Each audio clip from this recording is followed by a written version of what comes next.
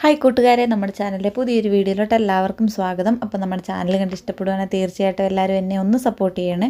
അപ്പോൾ ഞാനിന്ന് വന്നേക്കുന്നത്, അപ്പോൾ ഇന്നലെ നമ്മൾ പ്രിൻസസ് കട്ടിങ് അംബർല ഫ്രോക്കിൻ്റെ നമ്മൾ കട്ടിങ് വീഡിയോ ഇട്ടിട്ടുണ്ടായിരുന്നു. അപ്പോൾ അതിൻ്റെ എങ്ങനെയാണ് സ്റ്റിച്ചിങ് എന്നുള്ള വീഡിയോ ആയിട്ടാണ് ഞാൻ ഇന്ന് വന്നേക്കുന്നത്.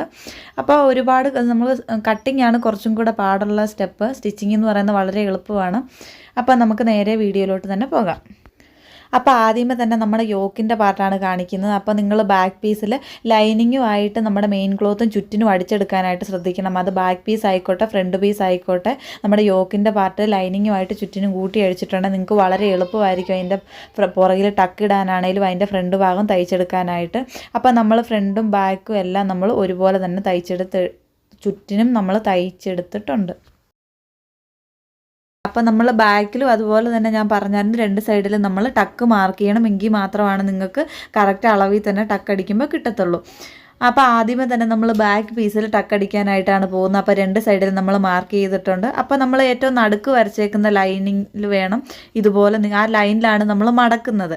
ഇതുപോലെ നമ്മൾ കറക്റ്റായിട്ട് ആ ലൈനിൽ കൂടെ മടക്കിയതിന് ശേഷം രണ്ട് സൈഡിലും അര ഇഞ്ച് വീതിയിൽ നമ്മൾ മാർക്ക് ചെയ്തിരുന്നു.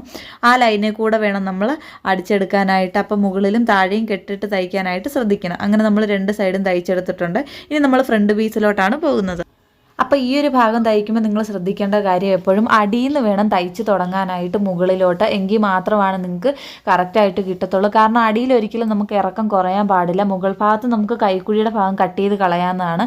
അതുകൊണ്ട് തയ്ച്ചെടുക്കുമ്പോൾ ഏറ്റവും അടിയിൽ നിന്ന് തയ്ച്ച് തുടങ്ങി തീർക്കാനായിട്ട് ശ്രദ്ധിക്കണം. കറക്റ്റ് അഡ്ജസ്റ്റ് ചെയ്ത് വേണം നിങ്ങൾ തയ്ച്ചെടുക്കാനായിട്ട്. അപ്പോൾ സ്പീഡിൽ ചാടിക്കയറിയൊന്നും തയ്ക്കരുത്. വളരെ ശ്രദ്ധാപൂർവ്വം നമ്മൾ തുണി അഡ്ജസ്റ്റ് ചെയ്താണ് തയ്ച്ചെടുക്കുന്നത്.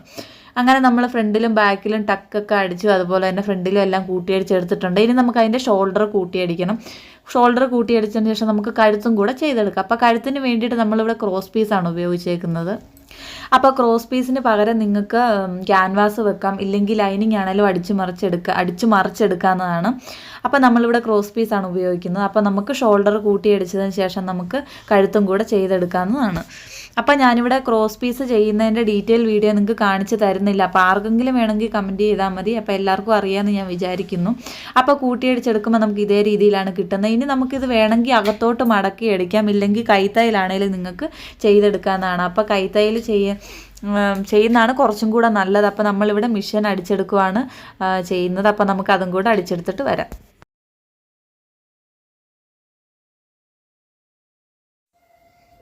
അങ്ങനെ ക്രോസ് പീസ് ഉപയോഗിച്ചതിന് ശേഷം നമ്മൾ തയ്ച്ചെടുത്തിട്ടുണ്ട്. അപ്പോൾ ഇതുപോലെ തയ്ച്ചെടുക്കുമ്പോൾ അതിൻ്റെ പുറത്ത് കൂടെ ഒന്ന് തേച്ചെടുക്കുകയാണെങ്കിൽ കുറച്ചും കൂടെ നീറ്റായിട്ട് നിങ്ങൾക്ക് കിട്ടുന്നതാണ്. ഇനി നമുക്കിതിൻ്റെ സ്ലീവും പിടിപ്പിച്ച് കൊടുക്കണം. അതുപോലെ തന്നെ ഏറ്റവും അടിഭാഗത്തെ സ്കേർട്ടും നമുക്ക് പിടിപ്പിച്ച് കൊടുക്കണം. അപ്പോൾ സ്ലീവ് നമ്മൾ പറഞ്ഞായിരുന്നു, നമ്മൾ നല്ല പഫായിട്ടുള്ള സ്ലീവാണ് തയ്ച്ച് കൊടുക്കുന്നതെന്ന്.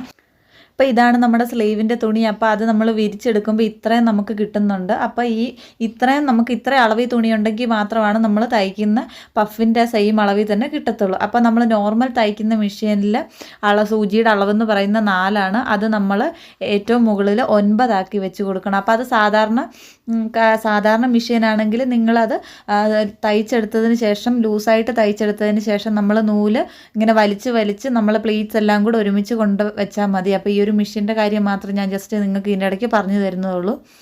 അതിനുശേഷം നമ്മൾ തയ്ച്ച് ഇത് കണ്ടില്ലേ, അതായത് കുറച്ച് ഭാഗം നമ്മൾ തുണി അവിടെ തയ്ക്കാതെ വിടണം. ബാക്കി ഭാഗത്ത് നമ്മൾ ഇതുപോലെ ഒരു അര ഇഞ്ച് വീതിയിൽ നമ്മൾ ഇതുപോലെ തുണി അടിച്ചെടുത്തിട്ടുണ്ട്. കണ്ടില്ലേ പുറകിൽ. അപ്പോൾ നമുക്ക് ചുരുങ്ങി കിട്ടുന്നുണ്ട്. ഇപ്പോൾ ഒരു അര ഇഞ്ച് വീതിയിൽ നമ്മൾ ഇതുപോലെ ഫുള്ളും നമുക്ക് തയ്ച്ചെടുത്തിട്ട് വരാം.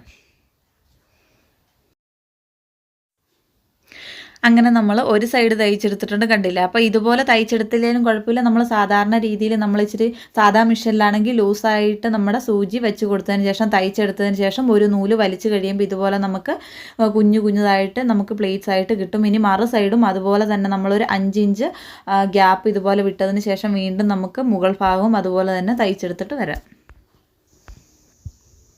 അപ്പോൾ തയ്ച്ചെടുക്കുമ്പോൾ നമുക്ക് ഇതേ രീതിയിലാണ് കിട്ടുന്നത്. അപ്പോൾ ഇതുപോലെ നമുക്ക് പ്ലേറ്റ്സ് ഒരുപാട് കൂടിയാണ് നിങ്ങൾക്ക് ഇരിക്കുന്നതെങ്കിൽ അത് അഡ്ജസ്റ്റ് ചെയ്ത് നമുക്ക് നമ്മുടെ ആം ഹോളിൻ്റെ റൗണ്ട് എത്രയാണെന്ന് നോക്കിയതിന് ശേഷം അതിൻ്റെ അനുസരിച്ച് നമുക്ക് അഡ്ജസ്റ്റ് ചെയ്ത് കൊടുക്കാവുന്നതാണ്. അങ്ങനെ അഡ്ജസ്റ്റ് ചെയ്ത് കൊടുത്തതിന് ശേഷം വീണ്ടും അതിൻ്റെ പുറത്തുകൂടെ നമ്മൾ സാധാ നോർമൽ നമ്മൾ തയ്ക്കുന്ന എങ്ങനെ അതേ രീതിയിൽ തന്നെ നമ്മൾ അതിൻ്റെ പുറത്തുകൂടെ തയ്ച്ച് കൊടുക്കണം. എങ്കിൽ മാത്രമാണ് അത് പെർഫെക്റ്റ് ആയിട്ടിരിക്കത്തുള്ളൂ. ഇല്ലെങ്കിൽ നമ്മൾ ഇതുപോലെ ലൂസായിട്ട് തയ്ച്ചിട്ടുണ്ടെങ്കിൽ നമ്മൾ ചിലപ്പം സ്ലീവ് കൊണ്ട് നമ്മുടെ തുണിയിലോട്ട് പിടിപ്പിച്ച് കൊടുക്കുമ്പോൾ അതിൽ ഓരോ സ്ലീവും അഴിഞ്ഞു പോകാനുള്ള ചാൻസ് ഉണ്ട്.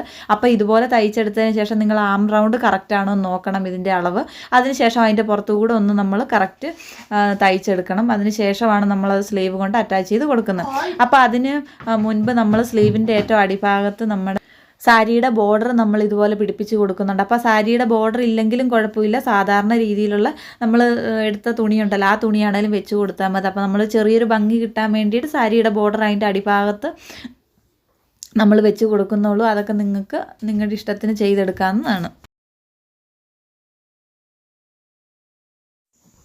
അങ്ങനെ 2 സ്ലീവും ഒരുപോലെ നമ്മൾ ചെയ്തെടുത്തിട്ടുണ്ട്. ഇനി ആ 2 സ്ലീവും നമുക്ക് കൊണ്ട് യോക്കുമായിട്ട് കൂട്ടിയടിച്ച് കൊടുക്കാം. അപ്പോൾ നിങ്ങൾ ശ്രദ്ധിക്കണം, നമ്മൾ ആം റൗണ്ട് എന്ന് പറയുന്നത് നമ്മുടെ സ്ലീവിൻ്റെ റൗണ്ടും കറക്റ്റാണോ നോക്കിയതിന് ശേഷമാണ് നമ്മൾ തയ്ച്ച് കൊടുക്കാൻ പാടുള്ളൂ. ഇല്ലെങ്കിൽ അത് വീണ്ടും നമ്മൾ അഴിച്ചടിക്കേണ്ടി വരും. അപ്പോൾ നമ്മൾ സ്ലീവ് കൂട്ടിയടിച്ചെടുത്തിട്ടുണ്ട്. ഇനി നമുക്ക് അതിൻ്റെ അടിഭാഗത്തെ സ്കേർട്ടും കൂടെ എങ്ങനെ പിടിപ്പിക്കുന്നത് എന്നുള്ളത് നോക്കാം.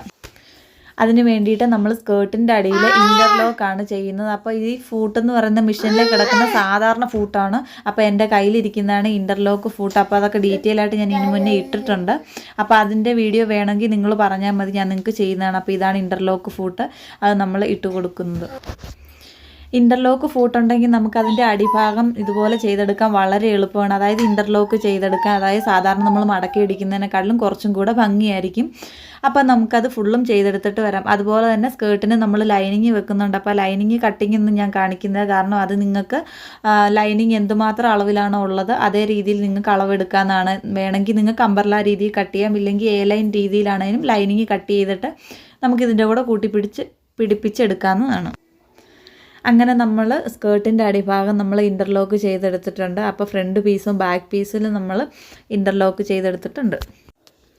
അങ്ങനെ നമ്മുടെ സ്കേർട്ട് ലൈനിങ്ങുമായിട്ട്, അപ്പോൾ ലൈനിങ് നമുക്ക് കറക്റ്റ് കളർ കിട്ടിയില്ല, അതുകൊണ്ടാണ് നമ്മൾ ഈ ഒരു കളർ എടുത്തേക്കുന്നത്. അപ്പോൾ അതും നമ്മുടെ സ്കേർട്ടിൻ്റെ മെയിൻ തുണിയും ഇതുപോലെ ഒരുപോലെ വെച്ച് കൊടുത്തതിന് ശേഷം അതിൻ്റെ പുറത്തുകൂടെ ഒന്ന് അടിച്ച് കൊടുക്കണം. അതിന് ശേഷം നമ്മുടെ യോക്കുമായിട്ട് അടിക്കുന്നതായിരിക്കും കുറച്ചും കൂടെ നല്ലത്. അപ്പോൾ നിങ്ങൾക്ക് ഏതാണ് എളുപ്പമെന്ന് തോന്നുന്നു അങ്ങനെ ചെയ്യാവുന്നതാണ്. അപ്പോൾ നമ്മൾ ഒരു വട്ടം അടിച്ചെടുത്തിട്ടുണ്ട്. ഇനി നമുക്കത് യോക്കുമായിട്ട് കൂട്ടിയടിച്ചെടുക്കാവുന്നതാണ്. അങ്ങനെ നമ്മൾ യോക്കുമായിട്ട് കൂട്ടിയടിച്ചെടുത്തിട്ടുണ്ട്, ഫ്രണ്ട് പീസ് കൂട്ടിയടിച്ചിട്ടുണ്ട്. അപ്പോൾ അതേ രീതിയിൽ തന്നെ ബാക്കിൽ നമ്മൾ കൂട്ടിയടിച്ചതിന് ശേഷം കൈയുടെ വണ്ണവും അതുപോലെ തന്നെ വേസ്റ്റിൻ്റെയും ചെസ്റ്റിൻ്റെയും വണ്ണം നോക്കിയിട്ട് നമുക്ക് കൂട്ടിയടിച്ചെടുക്കാവുന്നതാണ്. അപ്പോൾ കൂട്ടിയടിച്ചെടുത്തപ്പോൾ നമ്മുടെ പ്രിൻസസ് കട്ട് അംബർല ഉടുപ്പിൻ്റെ ഫൈനൽ ലുക്ക് എന്ന് പറയുന്ന ഇതാണ്.